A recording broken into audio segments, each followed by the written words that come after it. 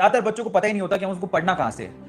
ठीक है, तो चलो अब इस सवाल का जवाब मैं आपको बहुत अच्छे तरीके से देता हूं, तो बहुत ध्यान से समझना, प्लान बनाते हैं और उसको अच्छे से नोट डाउन करना आपको। ठीक है, सो केमिस्ट्री को पढ़ना कहां से है, इस सवाल से पहले यह सवाल आता है और अपने आप को ये आपको मॉड्यूल करना है कि केमिस्ट्री में पार्ट कितने हैं। क्योंकि अब डिवाइड करके देखो, ह्यूमन माइंड, आप जब भी डिवाइड करके चीजों को याद करते हो ना, ह्यूमन माइंड आपको ज्यादा अच्छे तरीके से रिस्पॉन्ड करता है। तो पहले आप क्या करो, केमिस्ट्री को 3 पार्ट में हमें ऑलरेडी डिवाइडेड है, हमको सबको पता है। तो आप उसमें सबसे पहले inorganic chemistry, then organic chemistry, then physical chemistry. जैसे मैं बोलता हूं कि जो आपका नीट का पेपर आपके सामने आएगा, आपको बायो पहले सोल्व करनी है, फिर केमिस्ट्री सोल्व करनी है, फिर लास्ट में फिजिक्स सोल्व करनी है।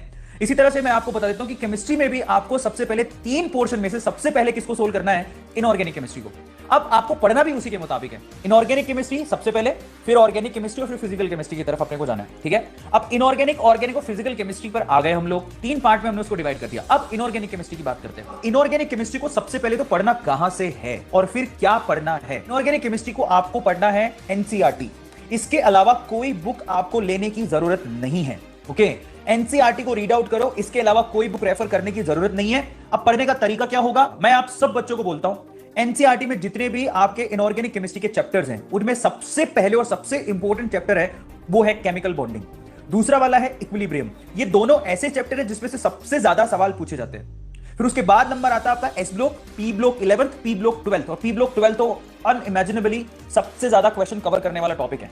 सो आपको जब रीड आउट करना है तो आपको ध्यान रखना है कि मुझे क्या पढ़ना है और क्या नहीं पढ़ना। सो आपको अननेसेसरी वो टॉपिक नहीं पढ़ने हैं जिसमें से पिछले 10 सालों से सवाल ही नहीं पूछे गए हैं। तो इसलिए आपको क्या करना है, जब आप एनसीईआरटी रेफर कर रहे हो तो मैं सिर्फ 2 बुक्स के लिए बोलता हूं, एक एनसीईआरटी रखो, दूसरा क्वेश्चन किस तरह के आते हैं उसके लिए आप पिछले 10 साल या 15 साल के पेपर ले लो। मैं आप सबको कहूंगा कि क्योंकि अभी नीट, एम्स और जिपर मर्ज हो गया है, तो मैं आपसे कहूंगा कि पिछले 10 साल या 15 साल का एम्स का बुकलेट लेके आओ, उनके क्वेश्चन की प्रैक्टिस करो, क्योंकि वो आपको सबसे ज्यादा काम देगा।